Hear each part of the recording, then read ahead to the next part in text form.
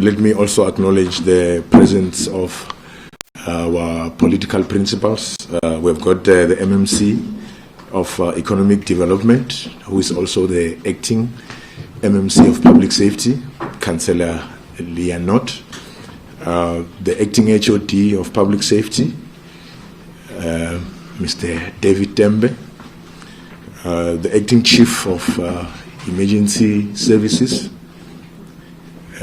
Director Rapulane Monageng, and of course all the directors present here from both JMPD and EMS. We've got deputy directors who are here, superintendent, juvenile chiefs, station commanders, representatives from the labor unions here with us.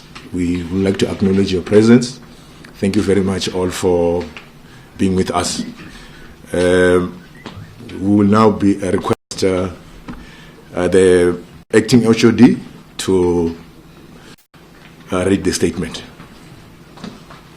Thank you. Firstly, I would like to thank the media. This side.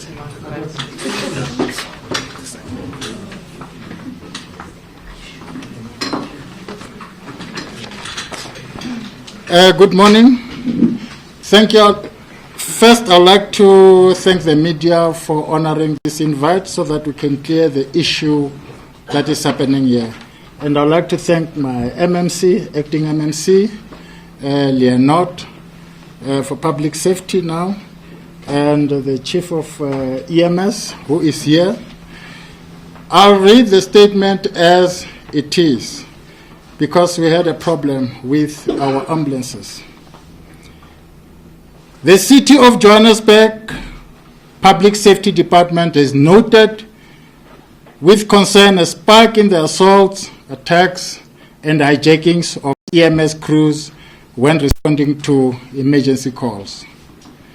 Just in the past week, emergency services has recorded 3 incidents and over 10 incidents since the beginning of January 2019.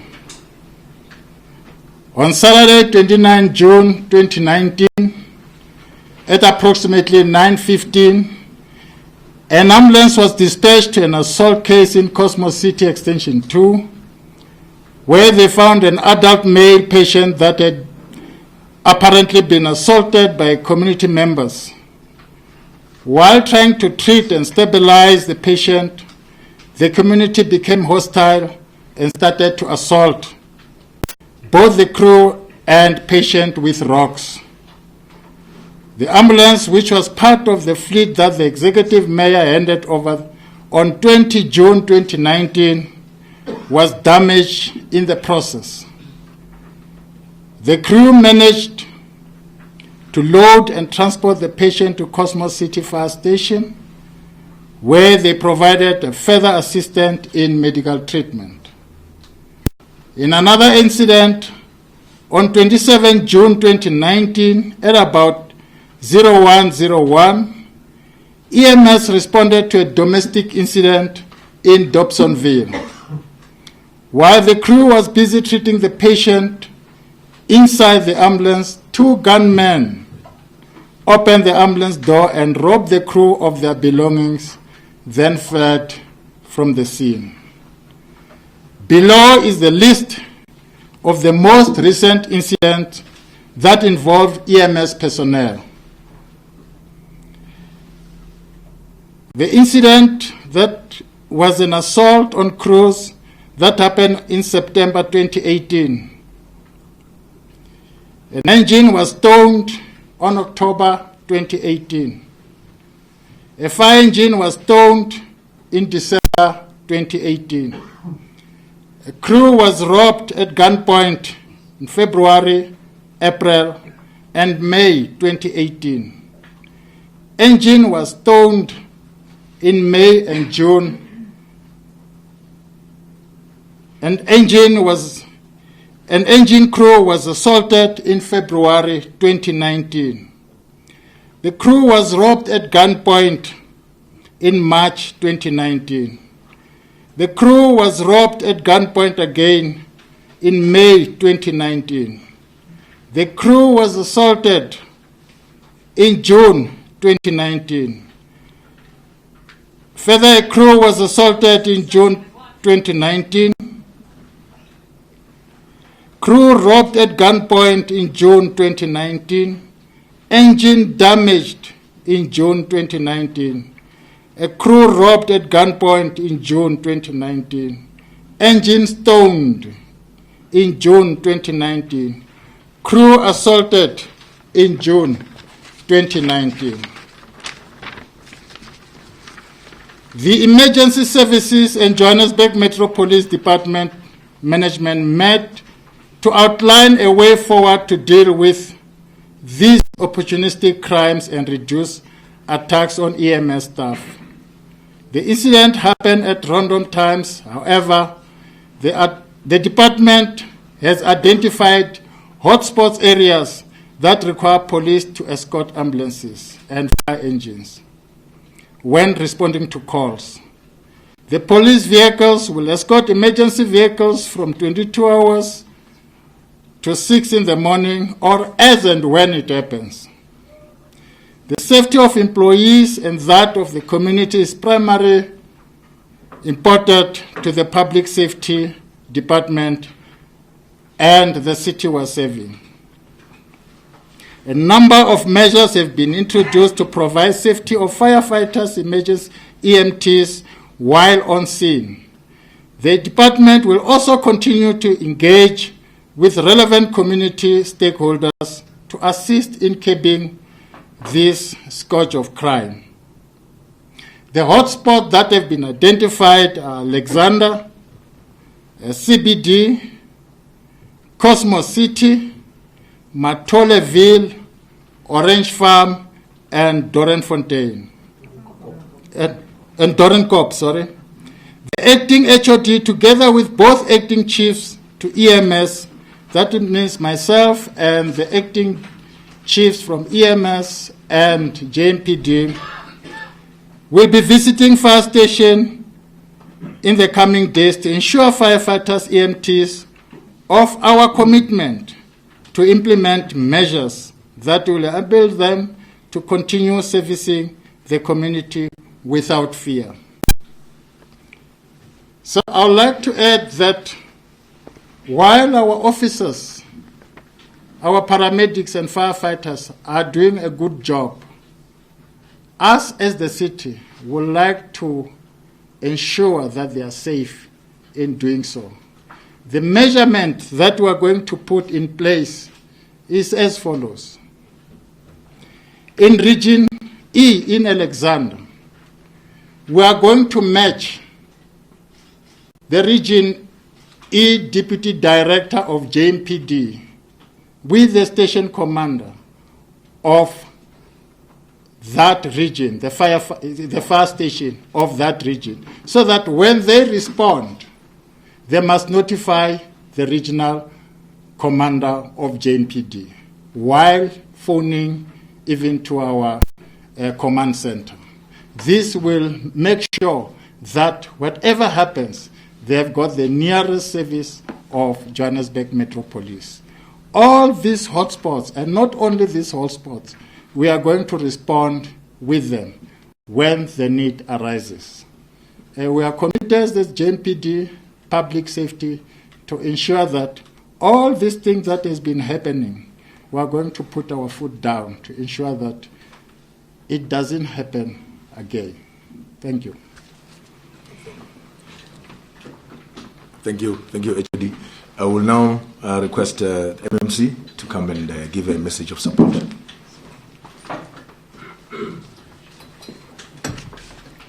Thank you to our acting HOD and thank you to everybody. I think we would have seen earlier in the week MMC Sun did release the mitigation measures that have been put in place for our EMT and firefighters, including panic buttons and involving stakeholders and ensuring that our EMTs and firefighters are safe when they work. I think it's quite important that we do that, particularly because even when assaulted, where they aren't injured, it creates a trauma that they need to carry with them, and it prevents them from properly addressing the issues in various areas. And I think it's quite commendable that we that the department has taken so quick to put in measures in order to continue servicing communities. It's very important that we don't suspend services and not provide solutions. So I think this is a way towards ensuring that paramedics and firefighters are safe when they do their jobs, particularly in the hotspot areas, linking the JMPD deputy directors to the fire stations, although it sounds a little bit sort of rudimentary, if you will. It's quite important. It means that they have that support each and every time they go out on site. We don't want services to stop to communities. I mean, we've just now garnered 42 new ambulances to add to what we already had. And I think it's important that these services complement one another and obviously provide each other with that assurance. And we are committed both to the residents of the city and delivering better services and ensuring their safety, but we are also committed to the officials that work within the city so that they have a safer environment and can do their jobs without fear. So thank you again to both the JMPD department and EMS for coming up with these mitigation measures. And I think in the future, you'll see them honing this. Over the last couple of months, they've done a number of measures through the K9 unit, the IOC centre, a lot of different things that have come into play. And I think over the coming months, you'll see a lot of these measures being enhanced so that they can better protect both the community members and the staff that serve them. So thank you very much. Thank you, MMC. I think now we come to the most important part of the day.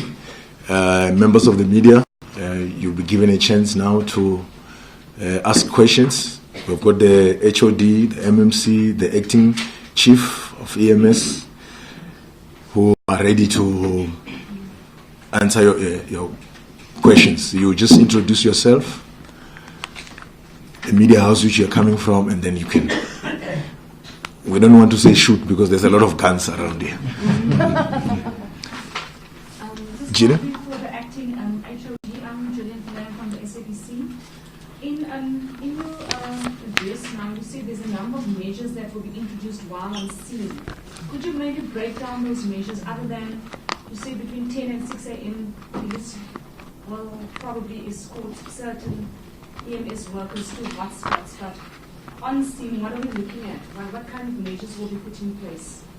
And if you could just elaborate on a bit about, you say that deputy heads will now be linked to stations. I didn't get that clearly. I just wanted you to give some clarity on that. But how would that assist compared to what the situation was like before?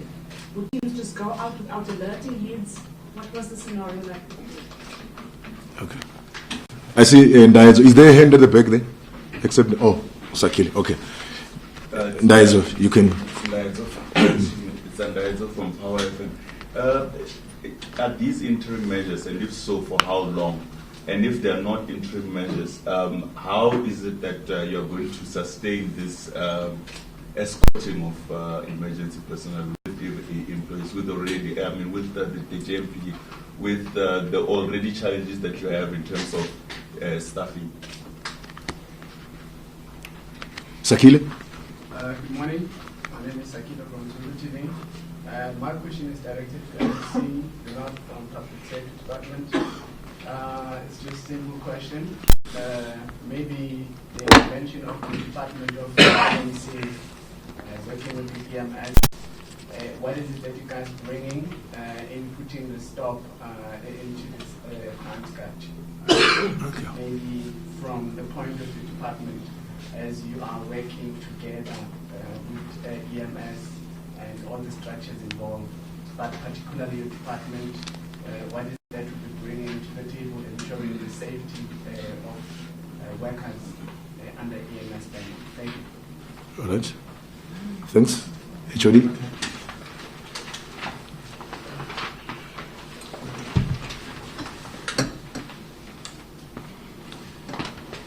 Yeah, thank you.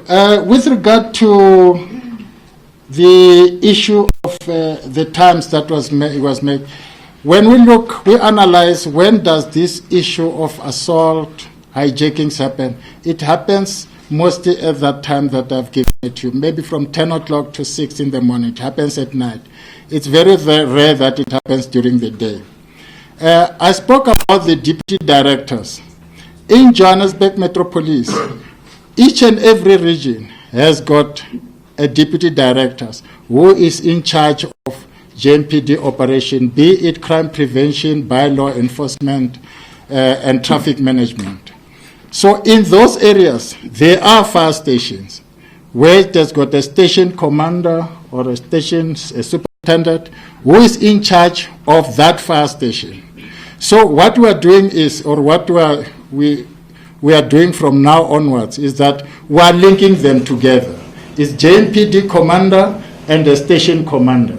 So when they run their timetable on when, or their roster, they'll run it together and ensure that they know, should there be anything that happens, they'll know that they can call the station commander. And they know that as time goes on, they'll end up knowing each other and they know who to call to. In terms of the long term, these are interim measures because these are not sustainable. I can't divulge now because of the nature of the security that we are going to set up. In plus minus 6 months, we'll come up and tell you what are the issues. That is, these are just an interim measures that we are going to use. We can't wait until all the bureaucratic hurdles have been dealt with while people are dying. I think you talk about, this was the interim measures that you talk about. You are right, it's an interim measures.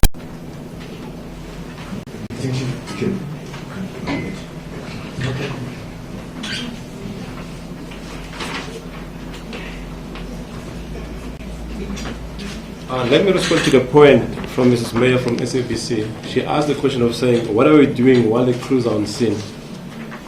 For the past year and a half, we've trained our staff members on incident awareness.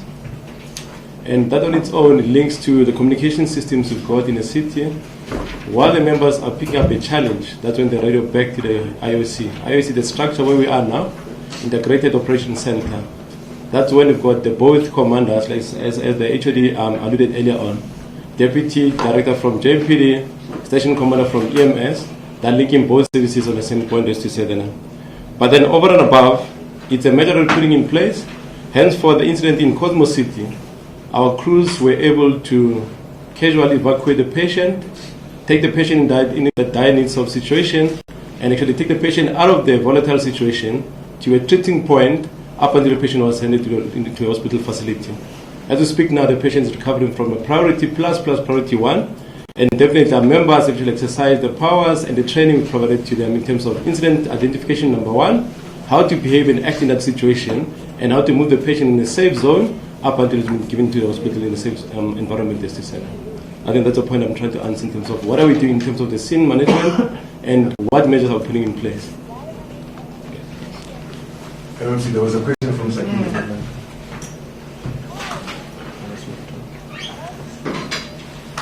I'm assuming you're talking about the Department of Public Safety and what it's bringing.